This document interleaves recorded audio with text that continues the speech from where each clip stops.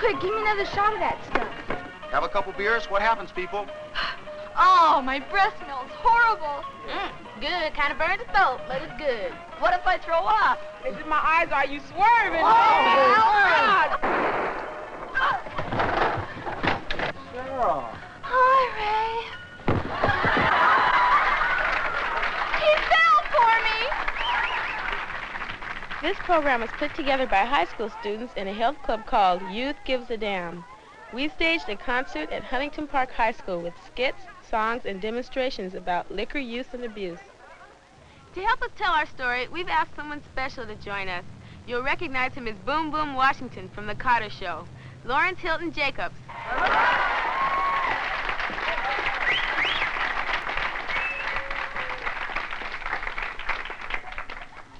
Hi there. How's everybody doing? All right? Dynamite. Hey, while we were getting this film together here, we did a survey to find out how much you drink. Now, we polled nearly 400 high school students. 35% of you said you drink at least once a week. And 18% of you, sweat hogs, said you drink at least 3 times a week, if not more. Now, that's 1 out of every 6. Now, obviously, you guys are making decisions about drinking, right? Okay, now what we want to look into is this thing that you're making decisions about. So, let's get into beating the booze blues. All right.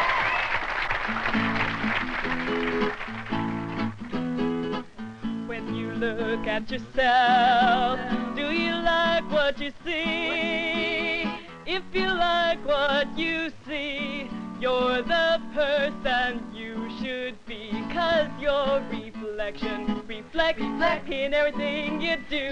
And everything you do reflects on you. There's been surveys, there's been a lot of talk, and it is a lot of reality that a lot of young people of junior high and high school ages have been getting more and more involved with alcohol, and it seems to be becoming a very serious thing.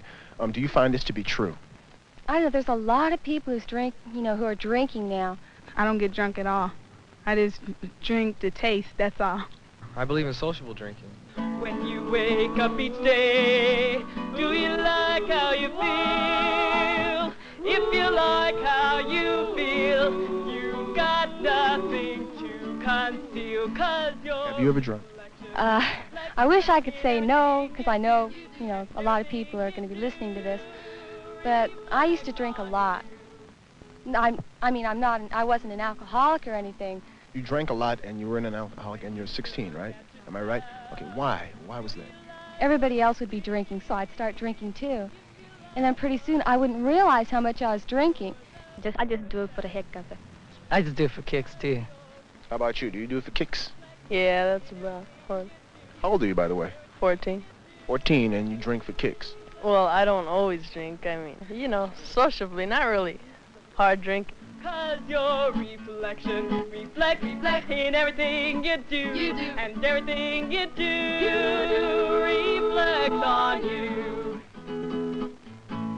The effect of alcohol is tough to measure, especially if you're half in the bag, sitting behind the wheel, and feeling like Evel Knievel. To see how alcohol influences physical performance, even if it's low octane, we put together a little test. 100, 99, 98... We enlisted 4 volunteers to perform a simple test. Open a standard ordinary high school locker, while at the same time counting backwards from 100. First sober, then under the influence. We had them count backwards to make it a test more like driving, where you have to do 2 or more things at once. This isn't a race. After some practice, our volunteers got the hang of it, and they were ready for their first official sober runs. And you mark, get set, go. Our leadoff man, Doug, opened his first locker in only 9 seconds. Our volunteers were a little faster than we expected, but in a few minutes, we'll see how they do after consuming a few ounces of booze. Thank you. We think that advertising for beer, liquor, and wine has gone the limit, and then some. To show what we mean, we've invited an expert in alcohol education from the San Francisco Bay Area, Kent Little. Okay, group, we're going to see what happens when you sit down and drink for an evening or afternoon. First of all, let's put you in the hospital and take your heart out. Let's give you an anesthetic and put you to sleep and see what happens, okay? 2 surgeons are going to operate on you. They put a little mask on your face, and they say, breathe this ether gasoline, or ether gas. You say, oh, okay. You go, you start to breathe it. And the very first thing that happens, you start to relax. What happens then? Your emotions come out, your feelings come out, and you jabber like an idiot on the operating table. That's right. Half of your brain's already gone. You talk about things you'd never talk about outside. That's right. Then you get the next stage you go through is you lose your muscle skills. Most of your body is made up of muscles. If they told you to raise your right hand, you might kick your left leg. If they stood you up, you'd fall over, okay? No muscle skills. This is when you start mumbling like an idiot. Wait a minute, if we took that gas called ether, we flipped in some water, regular old tap water, and we mixed it all up, we have to change the name. We can't call it ether anymore, now we call it ethyl. We can't call it ether gas, now we call it ethanol. That's what's for sale right across the street at the liquor store. Beer, wine, and liquor, the alcohol in it is the same stuff they use in the hospitals. With their official sober runs out of the way, our volunteers were poured carefully measured cocktails. Okay. Good luck. Here's to you. We gave Doug a total of 6 ounces to drink. Tony had 5, and Louise and Susan had 3 ounces each. Even after their first drinks, we noticed some changes in our volunteers. We're just having a little gossip session about you two over here. Your emotions come out. You ever noticed we jabber like an idiot? Uh-huh. How many of you girls have listened to a good snow job from your boyfriend after he's had a couple beers? That's all right. We guys have heard a lot of snow jobs, too. Then you get light high. The most dangerous people right here are Volkswagen drivers. You put the person behind the wheel of a Volkswagen, give them a 6-pack of beer, and they'll swear to God they're driving a brand new Corvette. Zoom! By the way, I'd like to get rid of one theory right this second. High school, junior high students have this theory that when you become light high, that 2 very magic things happen. Number 1 is you turn super sexy. And number 2, sex is better. Think about it, a couple more drinks and you lose all your muscle skills. How can sex be any better?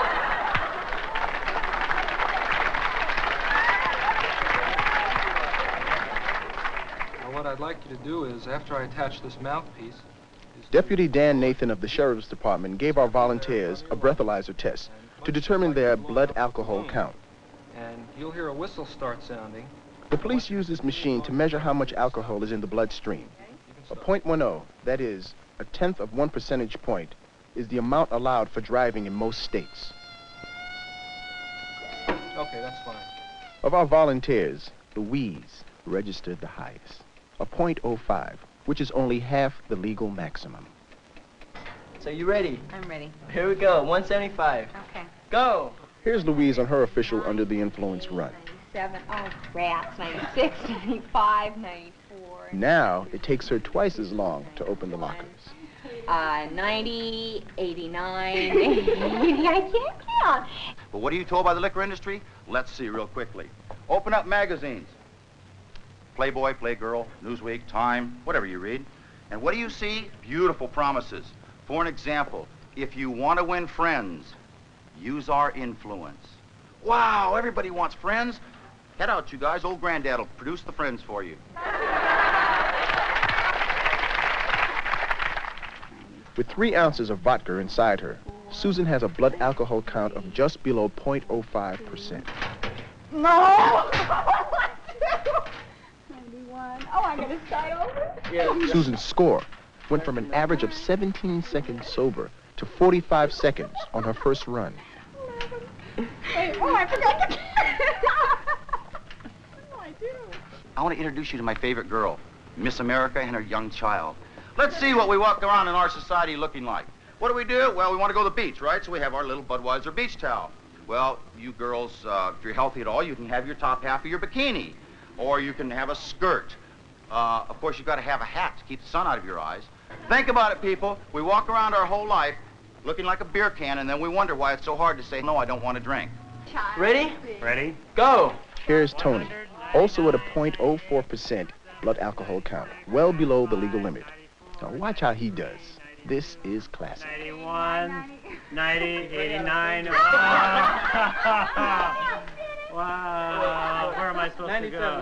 97, 96, 95, 94, 93, 92, 91, 90, 89, 88. Somebody fix this locker. We're late for class. 88, 87. Of our 4 volunteers, only Doug was able to score as well on the lockers under the influence.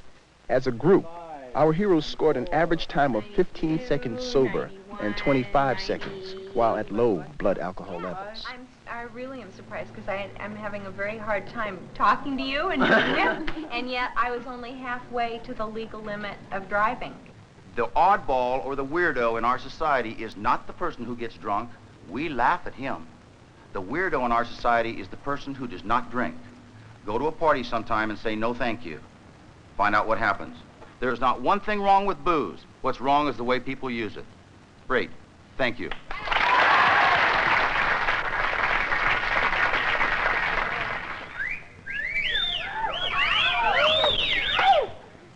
Hey, Rita, what's wrong?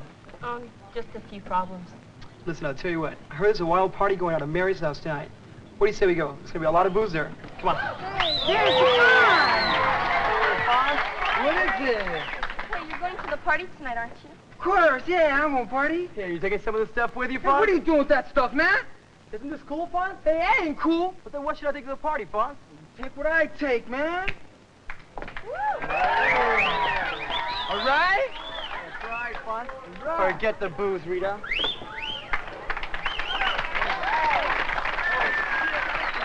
We're about to meet a man who's an expert on booze. He started drinking when he was 16 and was a chronic alcoholic by the time he was a senior in high school. In fact, he's the only student body president in the history of his school who failed to graduate with his class. He's 24 now and a recovered alcoholic. He's Scott Marshall. So the first thing I'm going to do is I'm going to be an obnoxious boyfriend, okay? Because I'm used to being an obnoxious boyfriend. And I'm going to have a little bit of a drinking problem. But I'm not going to really think so. The hardest thing for an alcoholic is to recognize his own drinking problem. I use role-playing to point out some of the games an alcoholic uses to disguise his addiction from himself. I know because I once played the same games. Scott, last night was really bad. What was bad about it? You going over in the corner and talking to other girls. Oh, it was just, she was just sitting there. My God, you get so panicky all the time. I'm not getting panicky every week. Don't yell, I have a headache. Don't yell. I wouldn't doubt it, the way you were drinking last night. What is this always coming down on my drinking all the time? You have a problem. I want to help you. I have a problem. What's the problem? That you're just drinking too much. What's too much? Too Just much because you only have one can of beer and fall on your face.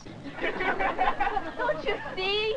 That's cool. Every weekend we've gone out. Took me a long time to learn how to drink that much. That's really nothing to be proud of. What do you mean? I know a lot of people that can't drink as much as I do. I'm trying to help you. Who needs help? I don't have a problem. Okay, let me break here.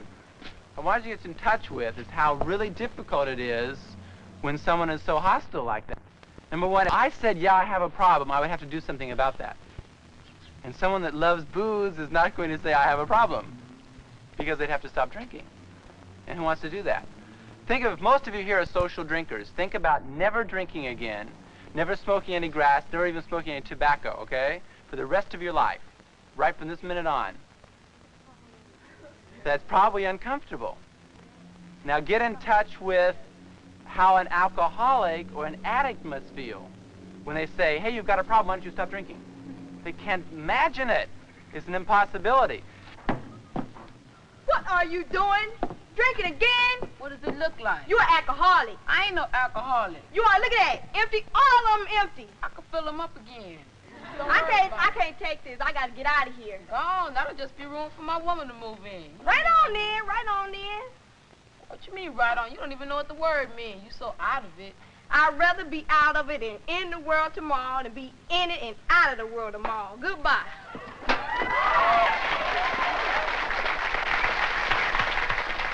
When I started to question my own alcoholism, I got from my parents, Scott, you can't possibly be an alcoholic. My father is a police captain.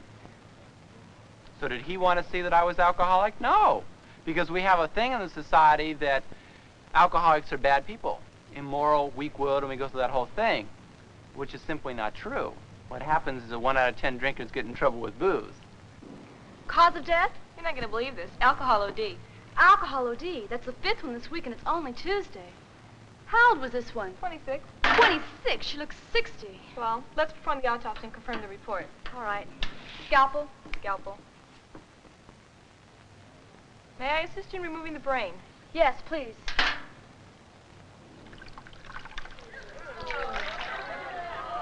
If you really want the booze, there must be a pint of alcohol in that brain. I wouldn't doubt it. Well, let's get on with it. Glasses? Glasses? Toothpicks and all this? Toothpicks and olives. Will you do the honors? I'd be delighted. Let's make a toast. All right. May she rest in peace. I haven't had a drink in hours. I thought I was going to die. Ugh.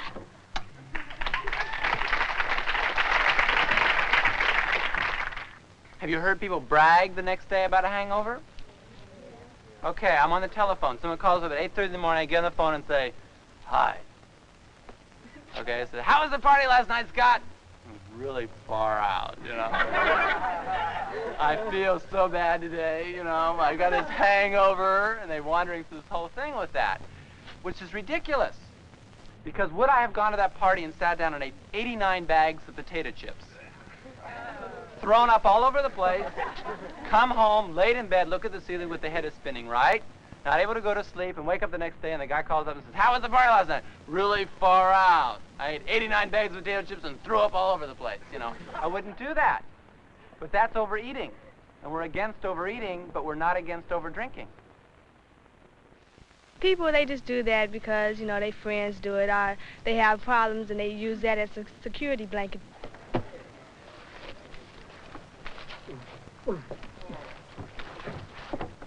Hey, Punk! Come here. What? Looky what I got there. Here, have a drink. Oh, man, at school? Some people, they just want to do it because their friends do it because they want to fit in with the crowd. Come on, who's gonna know? Mr. Titburner might find out. To be accepted by most crowds, you have to drink. Dan Burner, Schmidt Burner, you weenie. Everybody does it. Why did you drink? Well, Man, are you out of it? everybody was, well, sort of hassling me. Well, okay. That's right. Boy, I hope Pat Boone doesn't find out about this. That's the kind of peer pressure. That's the belonging thing. And so we almost have to look at our own rights, you know. And what are friends? What are friends? Is not a friend someone that will respect whatever you want to do? I'm sure that if the guy took out a syringe and a needle and started, handing out smack, that you guys would go, "Wait a minute." You know, maybe some of you wouldn't. But see, you drop that, and we're dealing, too, with alcohol that is a drug. It's an addictive substance just like heroin is. And then we will let people violate what we want to do with that. Now, I'm not against drinking. I'm against alcohol abuse. And it's rough. It's really rough to get in touch with that, but the bottom line is that we have to be answerable to ourselves only. Because when all they have split, how are we going to feel? How are we going to feel?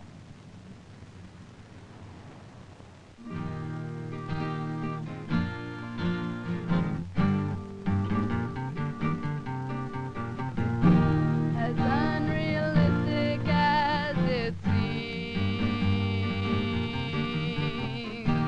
I am not living in any dream,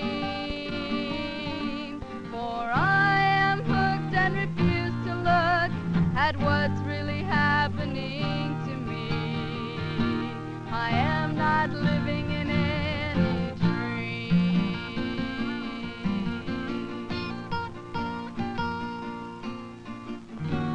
Trapped in a dome with really no home, cut short of time with way too much wine. What's this? Who am I? Where am I going? Where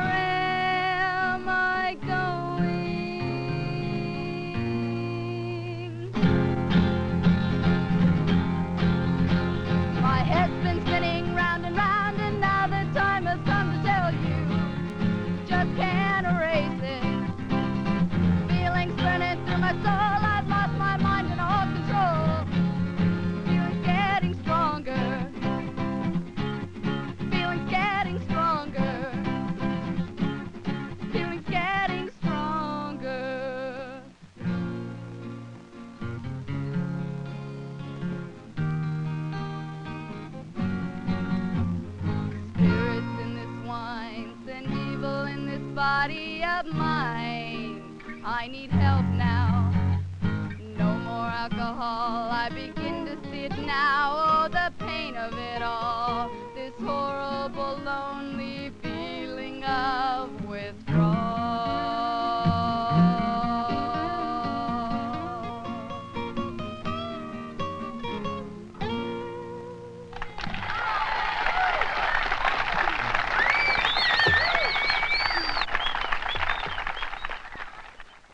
I hope this program has opened up some new ways for you to look at drinking. I'm Lawrence Hilton-Jacobs. For me, and for the young people at Youth Gives a Damn. Thanks for watching. When you look at yourself, do you like what you see? If you like what you see, you're the person you should be. 'Cause your reflection reflects in everything you do. And everything you do reflects on you. When you wake up each day, do you like how you feel? If you like how you feel, you got nothing to conceal. 'Cause your reflection reflects in everything you do. And everything you do